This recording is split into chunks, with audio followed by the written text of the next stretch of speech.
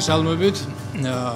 ილმაზოს ნასახლარი, მრავალფენიანი ნასახლარი მდებარეობს მარნეულის მუნიციპალიტეტის სოფელ ილმაზლოსთან. აი ამ ნასახლარზე არის საუბარი. იგი პირველად აღმოაჩინა ბატონ გიორგი გოგოჭურის ექსპედიციამ 2011 წელს და აქ ჩაატარა კიდეც გათხრები. შემდგომში აქ დაზორითი სამუშაოები ჩაატარა ბატონ ბიძინა ურვანიძის ექსპედიციამ და აი 2024 წელს უკვე რუსთაველის ფონდის სახსრებით მოხდა მცირე მასშტაბის გათხრების ჩატარება. ეს არის სოფელი ილმაზლო და აი აქ არის წარმოდგენილი აი ეს ძეგლი, რომელიც რამდენიმე ათეულ ჰექტარ ფართობზე ვრცელდება, არის მრავალფენიანი ნამოსახლარი, როგორც ეს ჯერ კიდევ 2011 წელს გამოქვეყნდა, შემდგომ მას ბატონმა გიორგიმ მიუძღვნა რამდენიმე სტატია და აქ ადრე ბრინჯაოს ხანიდან მოყოლებული ადრეული შუა საუკუნეების ჩათვლით ჩვენ გვაქვს კულტურული ფენების შემორჩენილი. ეს არის სხვადასხვა ხედი აი ილმაზლოს ნამოსახლარისა. თქვენ ხედავთ მტკვრის პირას არის იგი და ეს ძეგლიც როგორც აი ეს მეორე ქესალოს ძეგლი განიცდის მუდმივ რღვევას და განადგურებას და ასე რომ ეს ძეგლიც გარკვეულწილად მისახედია შემდგომში. 2024 წელს მოგახსენეთ ჩატარდა გათხრები, მაგრამ ეს ხო მინდა მანამდე განახოთ 2011 წლის გათხრების ამსახველი ფოტოები. ეს გახლავთ ეგრეთ წოდებული სასახლის ნაშთი და მის ქვეშ გამოვიდა ადრეული ბრინჯაოს ხანის საკურთხეველი თავისი ნავისებური ხელსაფქვავით. ხო, ეს თქვენთვის ყველასათვის ცნობილი ნომერი მე-7 სამარხი თავისი ოქროს საყურეებითა და ბეჭდებით. ხო, ეს კი უკვე 2024 წლის გათხრებია. 2024 წელს გათხრები ჩატარდა ილმაზლოს შედარებით მაღალი ბორცვის თხემზე. გაკეთდა აქ თხრილი 5-ზე, სულ ზედა დარღვეულ ფენაში აღმოჩნდა ისეთი ნივთები, როგორც არის სხვათა შორის ერთი მონეტა სპილენძის გამოვლინდა აგრეთვე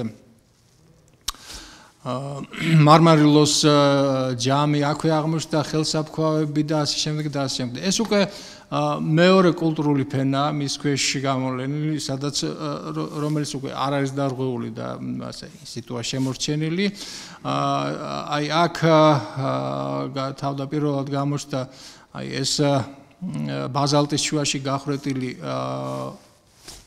სარქველი, რომელიც გაირკვა, რომ შემდგომ ქვევრს ეხურა. აი აქ გამოვლინდა სხვადასხვა ფორმისა და ზომის ჭურჭლები, ძირითადად ქოთნები.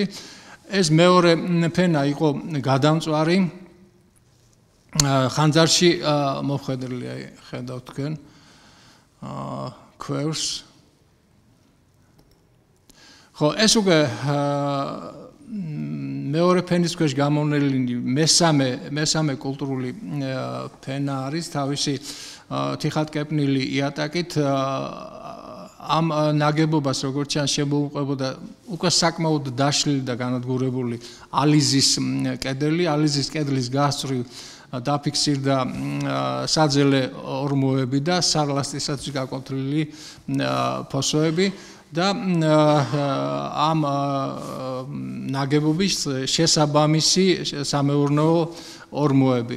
ეს ფენები ძალიან არის დაზიანებული უკვე გვიანდელი შუა საუკუნეების სამარხებით.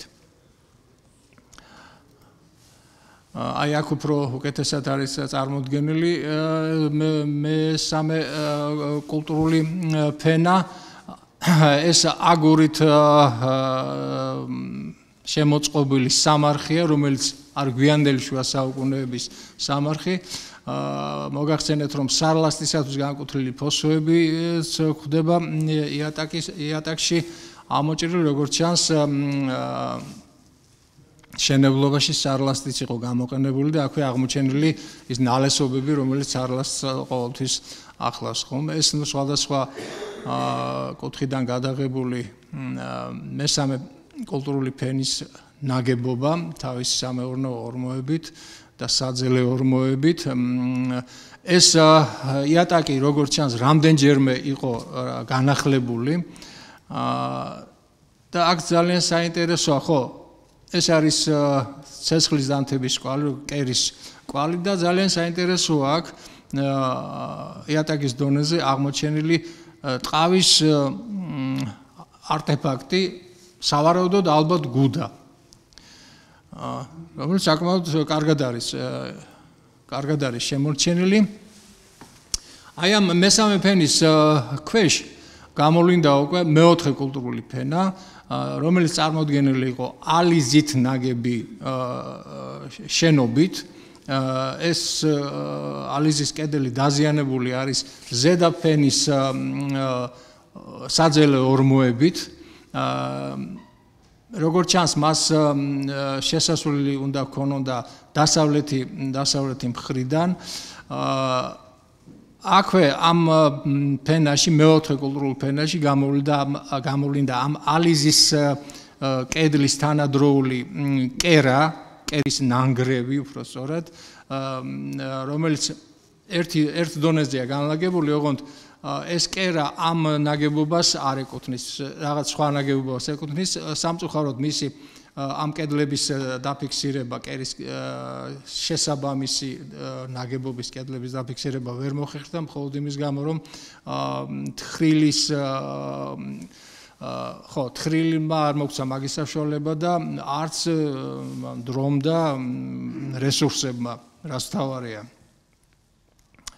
და აი კერასთან გამოვლინდა რამდენიმე ორმო, ხო, აი ეს ნაგებობა ალიზის, რომლის იატაკი ასევე რამდენჯერმე ჩანს განახლებული.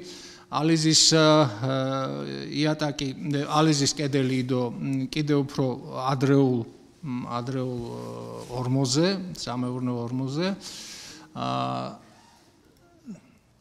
აი აქვე დადასტურდა სარლასტის ფოსოები ამ ალიზის ნაგებობაში და კერის წინ აღმოჩნდა რამდენიმე ორმო, რომელსაც ახლა წარმოგიდგენთ. აი ეს არის კერა და კერის წინ სამი ორმო იქნა დაფიქსირებული, ეს მე-19 ორმო ეკუთვნის ალიზის კედლიან ნაგებობას. ხო, მე აღნიშნე, რომ გვიანდელი სამარხებია აქ შემორჩენილი და აი ამ სამარხებმა საკმაოდ მნიშვნელოვნად დააზიანეს ადრეული შუა საუკუნეების ფენები, ეს გვიანდელი მე-18, მე-19 საუკუნის სამარხები უნდა იყოს. ეს კი ის მასალა არტეფაქტებია, რომელიც გამოვლინდა პირველ მეოთხე კულტურულ ფენებში. ახლა უნდა ვთქვათ, რომ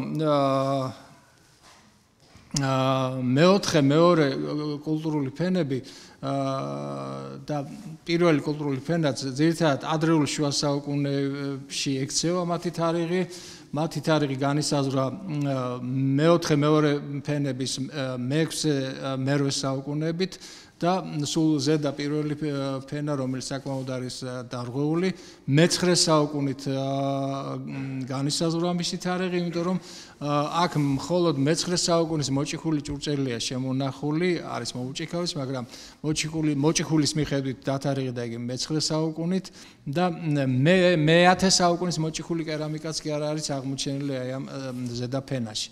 ასე რომ შეიკრა ეს ქრონოლოგიური ჩარჩოები, სადაც მე-6-დან მე-9 საუკუნის ჩათვლით. ეს არის ცალკეულ ფენებში და ფენების შესაბამის ორმოებში აღმოჩენილი ქვევრები, ერთ ქვევს ხო ძირითადად სადაქვევრებია ყველა არის ჩაუკირავი ქვევრი რაც ასე დამახასიათებელი არის ადრეული შუა საუკუნეებისათვის ბრტყელზირა ქვევრებია ერთ-ერთზე გამოსახულია ისეთი ვარსკვლავები ძალიან თანამედროვე ვარსკვლავია თუ ჩანს ვაინდან ხო ესეც ორმოებში აღმოჩენილი და იატაკის დონეზე დაფიქსირებული დერგები, ჩაფები ხო ეს სადღებელია რა თქმა უნდა ბადიები უკაცრავ ხო ეს სადღებლები ორი რამდენიმე ნატეხის სახით არის აღმოჩენილი ზოგიერთი ეს კი რაღაცა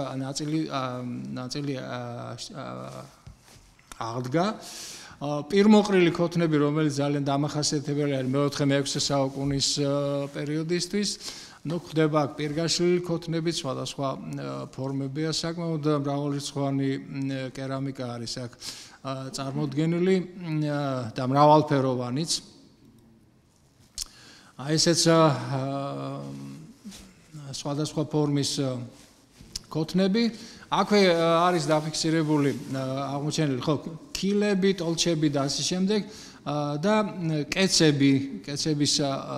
კეცების ნატეხები სუფრის ჭურჭელში ხდება დოქები და ხელადები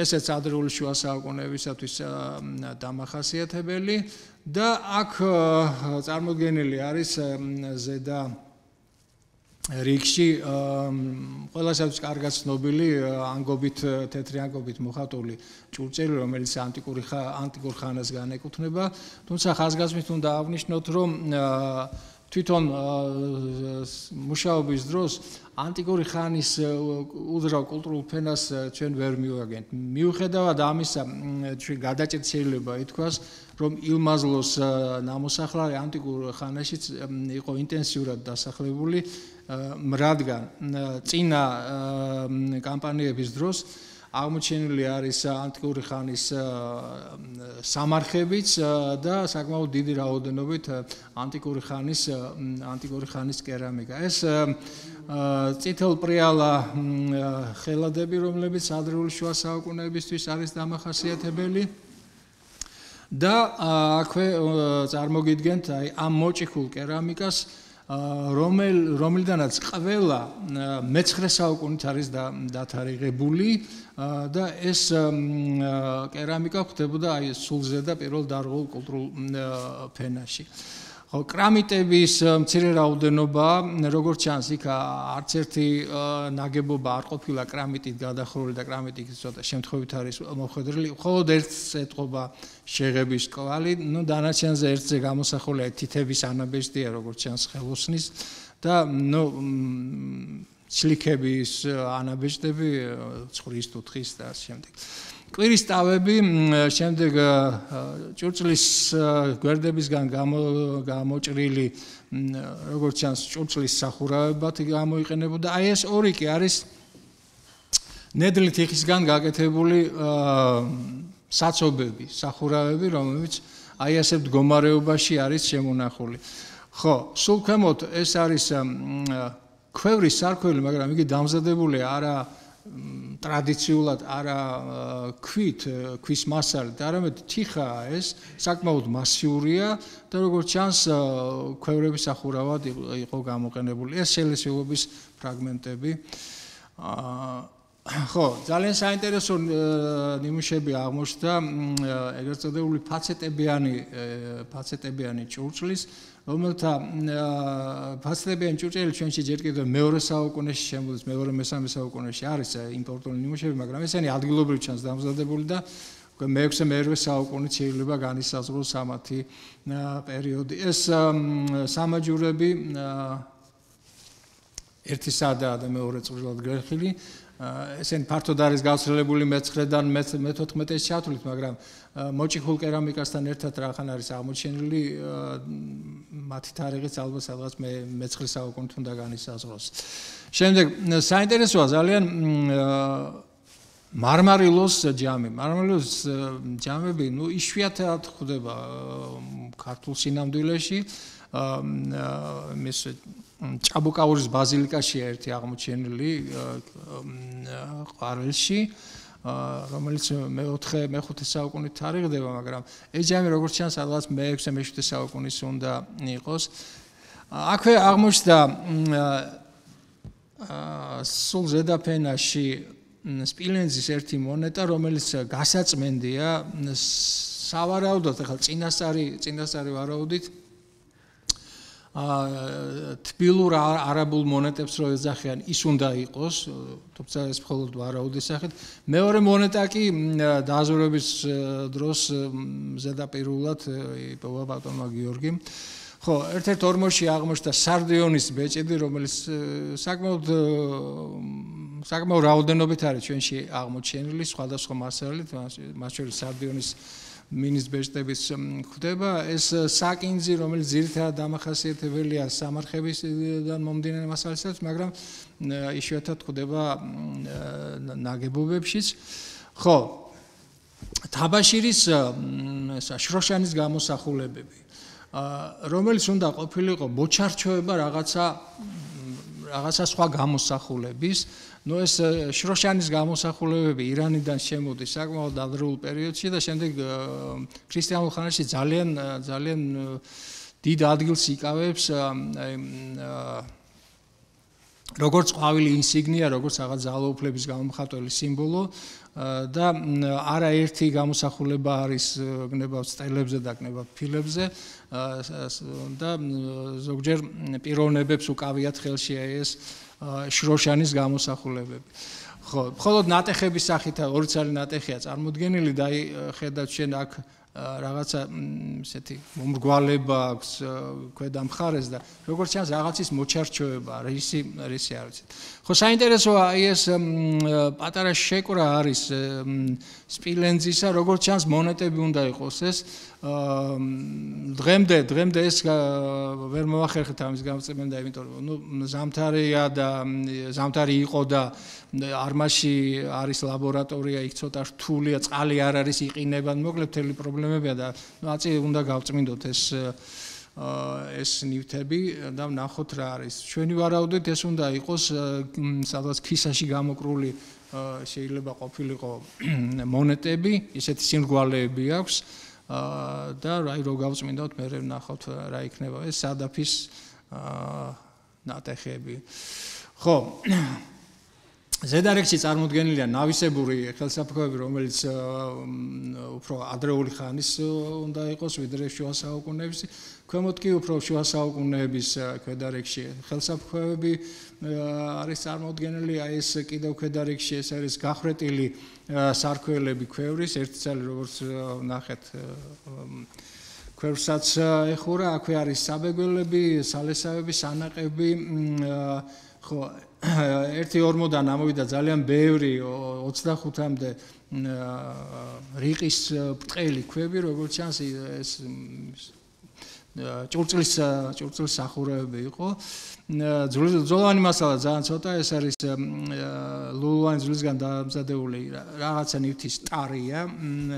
ეს არის ქათმის ძვალი გაპრიალებული და გადაჭრილი და ეს ირმის რქები, ასევე ნამუშევრის კვალით.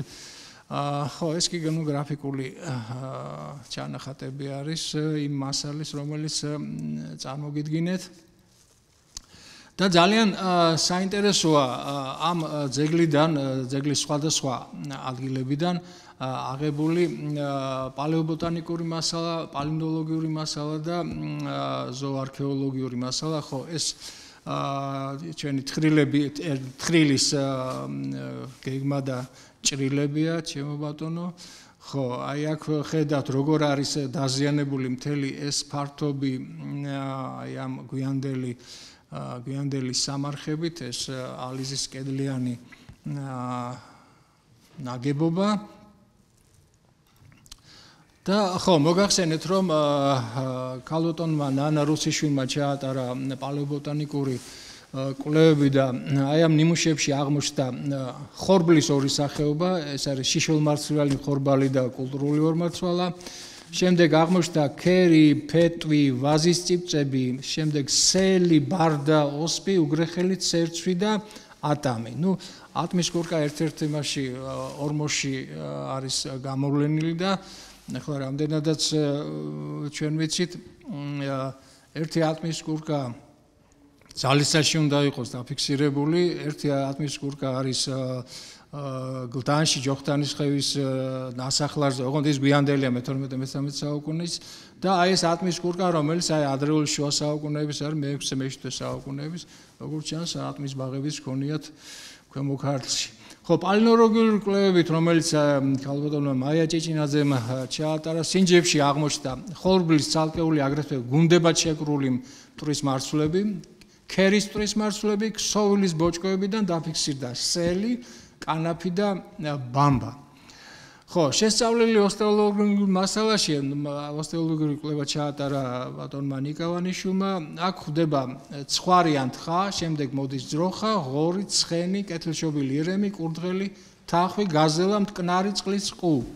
მასალის 95% და 44 მიასედი შინაურ ცხოველს ეკუთვნის, გარეული ცხოველების ძალიან მცირე პროცენტია 4 და 56 მიასედი დომინირებს აი ამ მასალაში წვრილფეხარქოსანი პირუტყვი, შედარებით ნაკლებია ძროხა და კიდევ უფრო ნაკლებია ღორი. ახლა ამ მონაცემებს გვინდა დავამატოთ ვახუშტი ბაგრატიონის ცნობა, რომ ქვემო ქართლში ხარობდა ვენახი, ლეღვი, ბროწეული ხილი, ბრინჯი, ბამბა და კანაფი მოდიოდა უმუშაკოდ, აი არ ჭირდებოდა მას, ისე მოდიოდა. არ ჭირდებოდა დამუშავება. ხო, შემდგომ აი ეს თხრილი, რომელიც გაკეთდა 10 ხუთზე და ნუ მე შემდგომ დაემატა ოდნავ პატარა ფართობი, დაფარული იქნა აი ამ პოლიეთილენით და შემდგომ შეივსო ეს და მოხდა მისი რეკულტივაცია. მადლობა ყურადღებისათვის. ეს იყო ძალიან მოკლედ ის რისი თქმაც გვინდოდა. მადლობთ ყურადღებისთვის.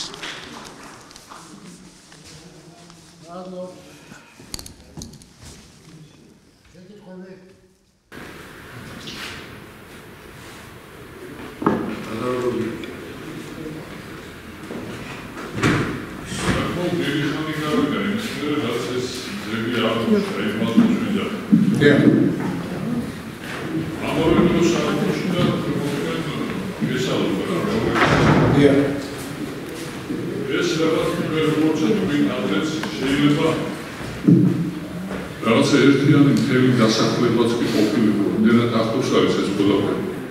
გესალმებით, ხო? ხო, ძალიან ახლოს არის ეს და ხომ არ გაჩნდა რაიმე ახალი ცნობები, თქვა, იმისთან ასეთი ზომის, ასეთი მასშტაბის ნაგებობები მე რა ვიცი, დედოფლის მინდვრის მერე როგორ დასახლება, ესეთი მასშტაბისა, წერილობით წყაროებში რაღაცა გარდა უნანისა, რომელსაც სხვაგანდილს ახსენებენ, ესეთი დასახლება არა ჩანს და ყველაფერი გაქვს თქვენ ახალი ცნობები სანამ. ისეთ რა, ხო, ნუ ამ ხრივ ხო, ცოტა რთულადაა საქმე, იმიტომ რომ გუშინაც მოგახსენებთ, რომ ქვემო ქართლში ეს ტოპონიმები მომსპარია და წერილობით წყაროებიც მაინც ადამიანს არ იძლევა იმის საშუალებას, რომ რაღაც მივაბად ეს ილმაზლოს ძალიან დიდი ფართო თქვენც იცით ეს ნამყოფი ხართ კი არა და მუშაობდით ამ იმაზე, ხო? ძალიან დიდი დასახლება უზარმაზარი. აი 2011 წელს ბატონი დათუნა მუსხელიშვილი იყო და მოინახულა ეს ძეგლი და მას უთქვავს რომ ესე იგი მე რომ არ ვიცოდე სად არის ხუნანი, ვიტყოდი რომ ეს არის ხუნანი. ასე რომ ძალიან მნიშვნელოვანი დასახლება. აი ბატონმა გიორგიმ თავის დროზე ნუ დაბეჭდილია ეს მუზეუმის მოამბეში გამოთქვა მოსაზრება რომ ხომ არ არის ეს დასახლება არაბულ წყაროებში არაერთხელ ნახსენები ყალაიბ კარდამანი, ანუ იგივე გარდაბანი, გარდაბნის ციხე, რომელსაც ქართული წყაროები არ ახსენებს, მაგრამ ახსენებს არაბული წყაროები. ერთი დაშვებით რომ თუ ეს თვითონ არაბებმა არ შეარქვეს ეს სახელი აი ამ დასახლებას. ხო, არ ვიცი, არის ფრთხილი ვარაუდი გამოთქმული ბატონ გიორგის ეკუთვნის ეს მოსაზრება, რომ ხომ არ არის ეს გარდაბნის ციხე. ხომ არ შეიძლება იყოს, თუმცა გარდაბნის ციხეთ ბატონი ლევან ჭილაშვილის და დათო ნამუსხელიშვილის უფრო მტკვრისა და ხრამის შესართავთან გულისხმობენ, რადგან იქ რაღაც ნანგრევები არის. და უფრო ისეთი უპრიანი ადგილია ამისთვის ციხისთვის. თუმცა არაფერი არ არის გამორიცხული, შესაძლოა ესეც იყოს ის გარდაბნის ციხე, რომელიც მართლა არაერთხელ არის მოხსენიებული არაბულ წყაროებში, მაგრამ ვიმეორებ, ქართულ წყაროები გარდაბნის ციხეს არ იცნობენ. ხო, რა თქმა უნდა. ხო, აქაც მხოლოდ დაშვებებია, ესეთი ფრთხილი ვარაუდები შეიძლება გამოითქვას.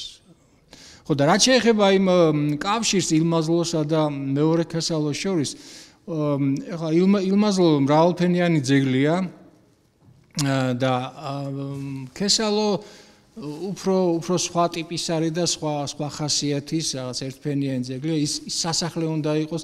რა თქმა უნდა, თანადროულობა არის მათ შორის, სინქრონულად არსებობს ეს ორი ძეგლი, მაგრამ აი ეს კავშირები ცოტა რთულია ჯერჯერობით რა.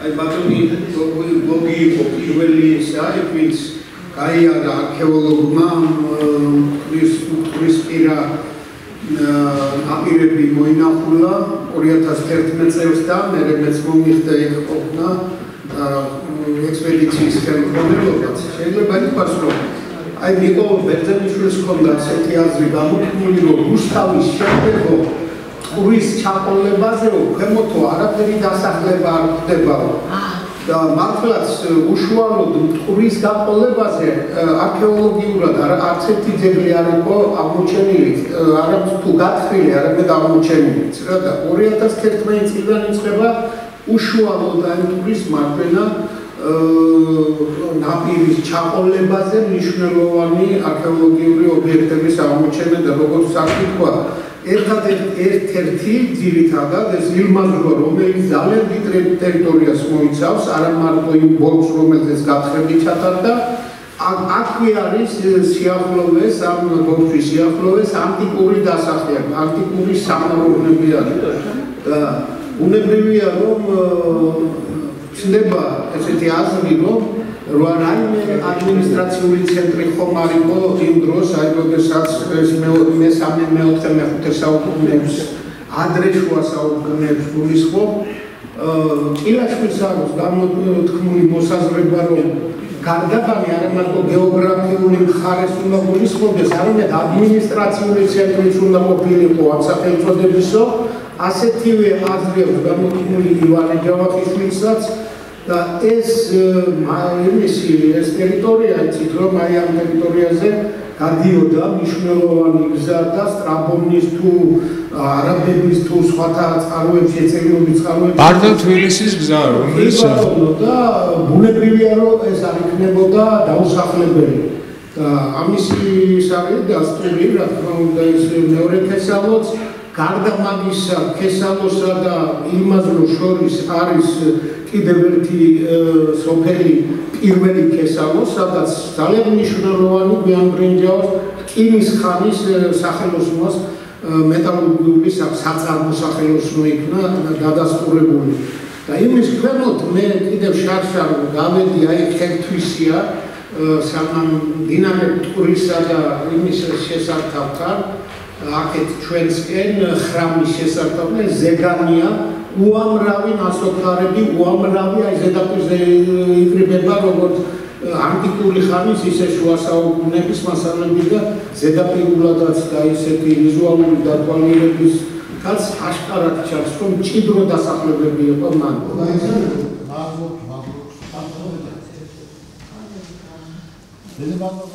მადლობთ.